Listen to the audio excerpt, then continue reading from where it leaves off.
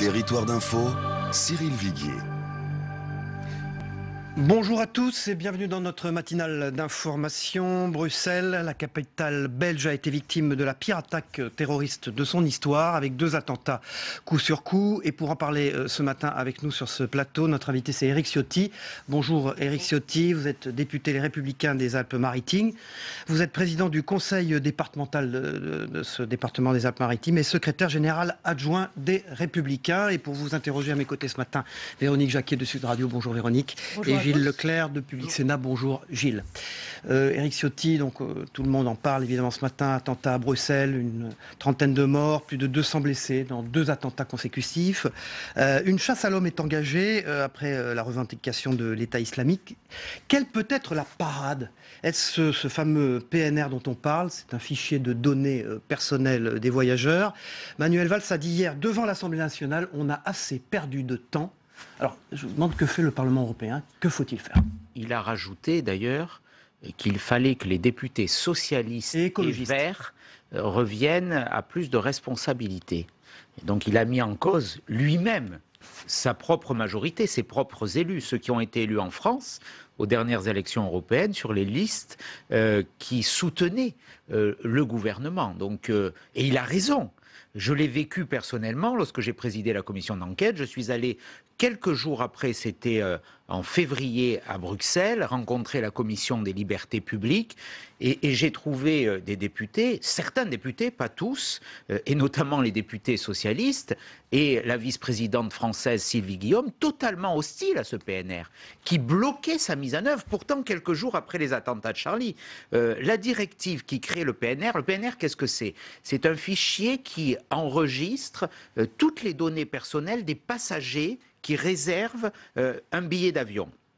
Ce PNR, par exemple, il est obligatoire pour tous les vols à destination des États-Unis. Les Américains ont refusé que des vols européens viennent vers leur territoire s'ils n'avaient pas ces données. Et on l'a fait.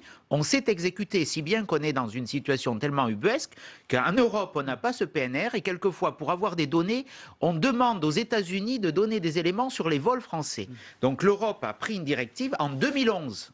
Il y a 5 ans, et aujourd'hui cette directive n'est toujours pas approuvée par le Parlement européen pour des raisons politiques, parce qu'il y a certains partis, les socialistes, mais aussi le Front National, qui bloquent cet élément. Donc, mais c'est une parade, c'est une réelle parade, parce qu'on pense aux trains, si on n'y a plus les avions, c'est les trains. Éric Ciotti, ça n'aurait pas empêché les attentats de Bruxelles, le PNR? C'est une vraie parade. On n'en sait rien, de toute façon, c'est pas la réponse absolue. Vous savez, en matière de terrorisme, il n'y a jamais, le risque zéro ne sera jamais là, la menace est maximale, et il faut additionner, je dirais, agréger toutes les parades. Plus il y a de parades, plus nous resserrons les mailles de cet indispensable filet de protection. Mais après, il faut le dire avec beaucoup d'humilité, il n'y a pas la solution miracle, autrement ça se saurait, mais comment ne pas disposer de cet outil dont disposent d'autres pays? Il y a un PNR avec l'Australie, il y a un PNR avec le Canada, je le redis avec les États-Unis, et l'Europe en est dépourvue. Peut-être que ces passagers avaient effectué des vols aériens, donc c'est un élément d'information. L'attentat a eu lieu dans un aéroport. Est-ce qu'ils avaient réservé un billet d'avion? Tout ça, l'enquête le déterminera. Je ne dis pas aujourd'hui que ça aurait pu... Je n'ai pas la prétention de dire que ça aurait pu éviter, mais tout le monde s'accorde à dire, et le Premier ministre avec des termes assez forts, mettant en cause ses propres amis, c'est assez rare. Devant l'Assemblée nationale et c'est assez courageux, et c'est lucide, parce que quand on disait ça, on nous disait, nous on fait de la polémique. Mais le blocage, il est là, et il est tout autant, si on parle politique, du côté du Front National qui a voté tous les textes contre la sécurité au Parlement européen. Alors il faut espérer qu'il y ait une avancée des consciences. Manuel Valls s'est dit ouvert hier aussi à la proposition de Nathalie Kosciusko-Morizet, qui en avait d'ailleurs parlé sur Territoire d'Info avant-hier, qui demande la perpétuité effective pour les auteurs d'actes terroristes. Vous partagez ce sentiment ? Oui, bien entendu. Nous avons fait adopter dans le texte qui est passé il y a 15 jours à l'Assemblée nationale et qui maintenant va venir au Sénat, le texte sur la réforme pénale, un amendement porté par le groupe des Républicains, soutenu par Guillaume Larrivé, qui prévoit une perpétuité assortie d'une peine de sûreté de 30 ans, comme pour les criminels. Ce n'était pas le cas en matière de terrorisme. Ce qui est important, c'est que ces personnes, tant qu'elles présentent une dangerosité, après qu'elles aient effectué leur peine, puissent bénéficier, subir de ce qu'on appelle une peine de rétention de sûreté. Ce n'est pas une peine d'ailleurs, c'est une mesure de rétention de sûreté. Il y a la peine et après il y a le temps de protection de la société. Nicolas Sarkozy avait fait adopter cette mesure pour les grands criminels sexuels, les prédateurs sexuels. Parce qu'après leur peine, ils restent dangereux. Donc l'important, c'est de protéger la société. Il faut avoir la même démarche. J'ai défendu personnellement un amendement dans ce sens lors de ce débat. Le gouvernement s'y est opposé. Je crois qu'il faut qu'on y vienne. Il est impensable d'imaginer que ces personnes puissent demain sortir de prison parce qu'elles présenteront toujours un risque de danger. Gilles Leclerc. Un de vos collègues, Laurent Wauquiez, hier, disait ou demandait l'internement des individus fichés S et ceux qui reviennent notamment du djihad. Est-ce que vous partagez cette proposition-là? Est-ce que là, on peut faire plus? Je partage à tout le moins pour ceux qui reviennent du djihad. C'est indispensable. Je m'efforce de le réclamer à corps et à cri dans tous les débats à l'Assemblée nationale depuis 2 ans, sans succès. Alors, il y a des problèmes de droit, mais on nous propose de réformer la Constitution. Pourquoi ne pas mettre ce dispositif pour assigner dans des centres de rétention les personnes qui rentrent On a du des djihad. capacités, Alors, ces centres existent déjà. Aujourd'hui, environ 250 personnes sont identifiées comme étant revenues des théâtres de guerre en Irak ou en Syrie. Un peu moins de la moitié ont été placées en détention provisoire. Dans le cadre des informations judiciaires par le pôle antiterroriste du parquet du tribunal de grande instance de Paris. Certains sont sous contrôle judiciaire, mais d'autres, parce qu'il n'y a pas des éléments matériels sur les actes qu'ils auraient pu commettre, crimes ou délits en Irak ou en Syrie, sont laissés en liberté, parce qu'il n'y a pas d'éléments juridiques. Là, il faut qu'il y ait un principe de précaution.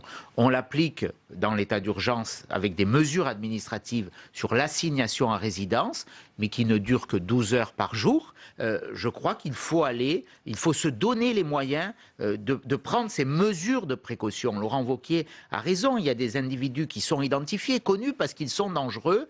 Il faut, je crois, changer de méthode. Ce qu'on paye aujourd'hui, sans doute, c'est peut-être une forme de trop grande naïveté. Au prix de la nécessaire et indispensable protection des libertés, on s'est peut-être un peu démuni face à ceux qui n'ont aucune considération pour la liberté. Vous avez dit, des Molenbeek, il y en a en France. Bien sûr. Vous avez des informations? Est-ce que vous faites référence à certains quartiers? De quelle ville? Regardons ce qui s'est passé à Saint-Denis, à quelques kilomètres d'ici, lorsque Abaoud a été neutralisé dans cet appartement de Saint-Denis. Tous vos confrères ont décrit une situation d'une ville largement communautarisée. C'est le cas dans votre département? Où il y a des salons de coiffure où on sépare les hommes et les femmes. Et dans votre département, il y en a aussi? Il y a des magasins qui vendent des vêtements pour des enfants dans un cadre communautaire. Donc il y a dans beaucoup de quartiers, il y a dans les Alpes-Maritimes, il y a dans certaines villes des quartiers aujourd'hui où il y a une pression communautaire qui s'exprime. Il y en a dans beaucoup de villes de France où on voit que les lois de la République ont tendance à s'effacer par rapport aux lois religieuses. Est-ce qu'il n'est pas trop tard pour que les maires fassent respecter les lois de la République maintenant qu'on est face à cette pression communautaire? Malheureusement, les maires sont dépourvus, ils n'ont pas d'outils réglementaires pour combattre le communautarisme. C'est la loi de la République, c'est l'État, c'est la mission de l'État de combattre le communautarisme. Vous posez la bonne question, est-ce qu'il n'est pas trop tard? Je ne le crois pas, même si on a perdu beaucoup de temps, trop de temps, s'il y a des situations considérablement dégradées. Mais là, c'est un problème global, on ne le réglera pas en quelques jours, en quelques semaines, en quelques mois. Il faut que la République, que l'autorité républicaine reconquiert ces quartiers, qu'on soit implacable face au communautarisme, qu'on ne laisse aucune religion imposer. Mais qu'est-ce qu'on fait? On casse les ghettos comme des Molenbeek ou des Sevran ou d'autres villes de banlieue? On casse les ghettos, on exige, on impose une laïcité exigeante. Je crois que ça sera le principal combat de la République dans les années à venir. La laïcité constitue un pilier porteur de la République. Et aujourd'hui, il y a eu ce débat entre la religion catholique et la République au XIXe siècle. Ça s'est conclu dans la douleur avec la loi 1905. On a ensuite mis en place, les équilibres se sont trouvés naturellement, et aujourd'hui, les religions vivent harmonieusement avec la République, les religions issues de la chrétienté, la religion juive. Il y a une difficulté avec l'islam, il faut se le dire, il ne faut pas masquer les difficultés, parce qu'il n'y a pas d'autorité qui impose une règle, il n'y a pas de hiérarchie, et il y a une volonté aujourd'hui de conquérir l'espace public, d'afficher, d'imposer une appartenance religieuse. Est-ce que la communauté musulmane n'est pas un peu trop silencieuse depuis hier? Bien sûr, depuis longtemps, il faut faire reculer ce sentiment. Je regardais des images de l'ancien chef d'État égyptien Nasser, qui dans les années 50 disait « certains veulent porter le voile dans la rue », et il était devant une assistance qui s'esclaffait de rire. Il y a un combat dans certaines universités du Maghreb, le port du voile est interdit, on l'autorise en France, j'ai déposé une proposition de loi pour l'interdire. Ce sont tous ces petits accommodements qui sont autant de petites lâchetés qui ont construit, et certains l'ont voulu, certains le revendiquent, une France multiculturelle et une France communautaire. Moi, je m'y oppose. C'est ce modèle qui était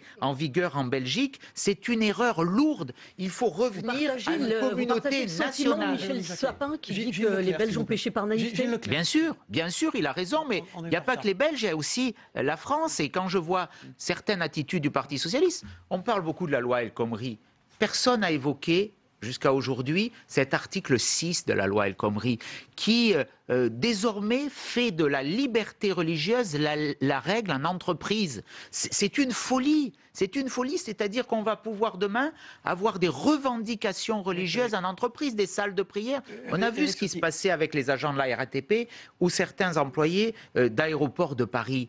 C'est ça qui est en cause. On flatte le communautarisme. Et peut-être aussi pour des raisons électorales de la part du gouvernement, qui a une lourde responsabilité. Une question sur ce chapitre-là encore. On revient un peu à l'Europe. Sur Schengen, par exemple, Marine Le Pen déclare qu'il faut carrément fermer la frontière franco-belge.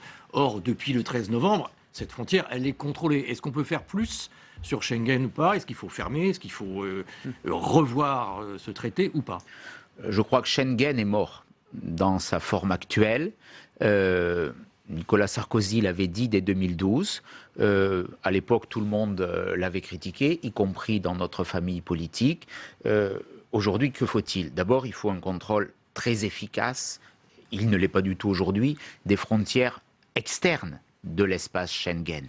Avec des contrôles beaucoup plus exigeants, beaucoup moins naïfs. Aujourd'hui, on ne relève même pas les identités quelquefois des migrants qui rentrent. C'est le débat des migrants, mais c'est le débat pour tout le monde aussi. Le système d'information Schengen n'est pas renseigné. Par exemple, Abdeslam, il était dans le système d'information Schengen parce qu'il était trafiquant de drogue. Il n'était pas parce qu'il était considéré comme radicalisé, alors que les Belges avaient cette information. Ce qui lui a permis de franchir la frontière franco-belge après le Bataclan. Donc il y a des failles énormes.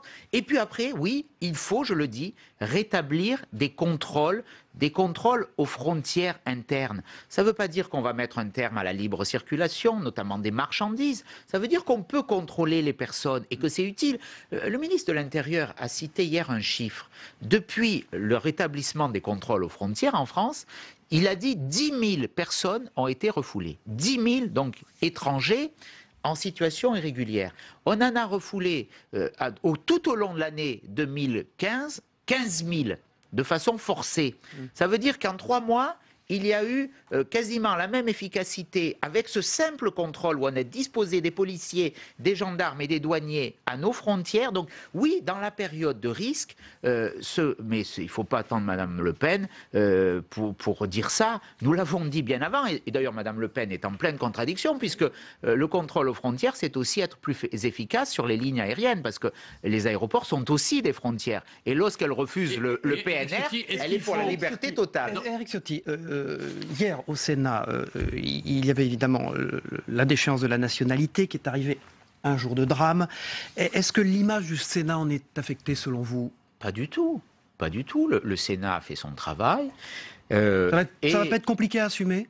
Ce qui est compliqué, c'est plutôt la position de la majorité. Parce que si on regarde les choses au fond, le Sénat n'a fait que remettre en forme la parole présidentielle telle qu'elle avait été prononcée au Congrès de Versailles. Vous avez préféré le texte du Sénat plutôt que celui de l'Assemblée, la vous, député représentation nationale. Moi, personnellement, le texte du Sénat me paraît plus cohérent et plus conforme à notre droit, parce qu'il évite de créer des apatrides. Maintenant, moi, j'ai voté le texte à l'Assemblée nationale. J'ai voté le texte à l'Assemblée nationale. Je considère que la déchéance de nationalité est une mesure qui apporte un message fort contre ceux qui portent atteinte à nos valeurs fondamentales, qui attaquent la République, qui attaquent la France, qui ont la haine de la France. Ceux-là, ils n'ont rien à faire en France. Donc qu'on puisse les déchoir de la nationalité est une bonne chose. Nous l'avons réclamé nous-mêmes. Donc je l'ai défendu à l'Assemblée nationale à multiples reprises. Je serais totalement en incohérence si je ne soutenais pas cette mesure, simplement parce qu'elle est proposée par M. Hollande. Après, regardons les débats qui se sont passés dans la majorité. Ne l'oublions pas, Mme Taubira a démissionné pour cela. Alors, le débat, il est dans la majorité. C'est l'Assemblée qui a changé la parole présidentielle. Le Sénat l'a rétabli. Il nous reste peu de temps. Il y a aussi d'autres éléments dans l'actualité qui nous intéressent, et votre réaction nous intéresse, sur le scénario redouté chez les sarkozystes, puisque la justice a validé hier les écoutes téléphoniques dans la procédure qui lui vaut une mise en examen pour corruption active et trafic d'influence. C'est l'affaire dite Paul Bismuth. Est-ce qu'il peut se présenter à la primaire, voire au présidentiel, si un renvoi devant le tribunal correctionnel est prévu à l'automne? Est-ce que c'est tout à fait envisageable? Écoutez, moi je ne fais ni politique fiction, ni justice fiction. Non mais là, c'est pas la fiction. Hier, il y a eu une confirmation de Nicolas Sarkozy quand même. Une validation de la part de la justice. Vous anticipez très fortement sur la suite de la procédure. Vous avez peut-être des éléments que j'ignore sur la suite de la procédure, ce qui serait inquiétant. Personnellement, on parle de l'automne. Il y a eu cette décision de la Cour de cassation qui, au demeurant, a annulé des perquisitions au sein de la Cour de cassation, a annulé une écoute entre Maître Herzog et le bâtonnier de Paris. Donc, ça démontre qu'il y a eu des failles dans la procédure. Nicolas Sarkozy a fait un recours devant la Cour européenne des droits de l'homme par rapport à l'impartialité d'une magistrate qui est membre du syndicat de la magistrature, qui, je vous le rappelle, avait appelé à voter contre Nicolas Sarkozy. Le bâtonnier de Paris hier s'est ému, par ailleurs, contre la décision de la Cour de cassation qui est inédite, puisqu'on autorise une écoute, entre un avocat et son client. C'est une première dans le droit français. Et il considérait que... je crois que le bâtonnier de Paris dit à vouloir traquer Sarkozy, on porte atteinte aux libertés. Mais vous savez que ce n'est pas bon pour l'image de l'ancien président et pour ses chances pour la primaire. C'est évident. Nicolas Sarkozy a subi 80 heures d'interrogation, de garde à vue, de questionnement. Il a été mis à un examen dans deux affaires. Ces deux affaires se sont traduites par des non-lieux. Il y a ce dossier qui est ridicule. On l'accuse de trafic d'influence. Il n'y a eu ni trafic, ni influence. La Cour de cassation a dit que le juge Azibert n'était jamais intervenu et Monaco a dit que Nicolas Sarkozy n'était jamais intervenu pour demander la nomination du juge Azibert. Donc l'affaire, elle n'existe pas. Elle n'existe que dans l'esprit de ceux qui veulent en faire une affaire politique. Et finalement, vous le démontrez, puisque de cette conséquence juridique, vous en tirez des conclusions politiques. Merci. Éric Ciotti. Évidemment, un hommage aux victimes. Je rappelle le bilan, sans doute encore provisoire, 200 blessés, une trentaine de morts à Bruxelles dans ces deux attentats consécutifs hier. Éric Ciotti, merci. Député Les Républicains des Alpes-Maritimes, président du conseil départemental et secrétaire général adjoint des Républicains, d'avoir été notre invité ce matin dans cette matinale d'info. On passe au débrief et à l'analyse de l'actualité par les éditorialistes dans un instant.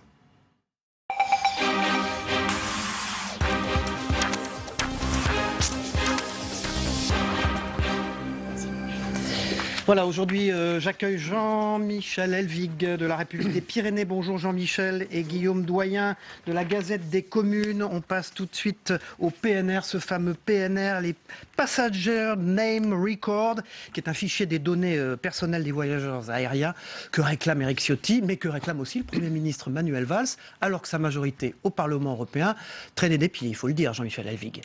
Oui, enfin, c'est assez compliqué, mais c'est vrai qu'il y a un certain nombre de socialistes qui font partie de la commission des libertés civiles et d'écologistes, mais aussi, il ne l'a pas dit, de libéraux au sens politique de groupe libéral à Strasbourg, auquel appartiennent des centristes, le Front National, bien sûr, avec des arguments qui sont... un peu effectivement contestables, mais dont certains ne sont pas totalement absurdes, notamment sur la question de la réciprocité. Il n'en reste pas moins qu'on ne l'a pas et que tous les autres pays anglo-saxons l'ont et qu'Éric Ciotti a pointé ce matin la problématique rapidement maintenant de le mettre en place. Oui, enfin de le voter, effectivement. Guillaume Doyen, sur on ce l'a sujet-là. pas. Oui, les intérêts nationaux l'ont emporté sur les volontés globales dans ce dossier-là. C'est ce que rappelait hier l'ancien Premier ministre belge, Elie Di Rupo, interrogé sur cette question. Et Manuel Valls, Éric Ciotti disait que Manuel Valls avait été courageux dans cette affaire, stigmatisant même sa majorité à lui au Parlement européen. Manuel Valls a parlé d'une façon qu'apprécie Éric Ciotti, c'est celle... Devant la représentation nationale hier. Oui, alors je ne doute pas qu'une seconde que ce type de discours satisfasse M. Ciotti. Ça va passer donc, on va l'avoir ce PNR. Très probablement. Il ne faut pas oublier que c'est quand même c'est au Parlement européen, donc c'est une commission transnationale. Il n'y a pas que les Français. Mais en un jour de drame comme ça, on peut imaginer que les esprits vont être beaucoup plus sensibilisés.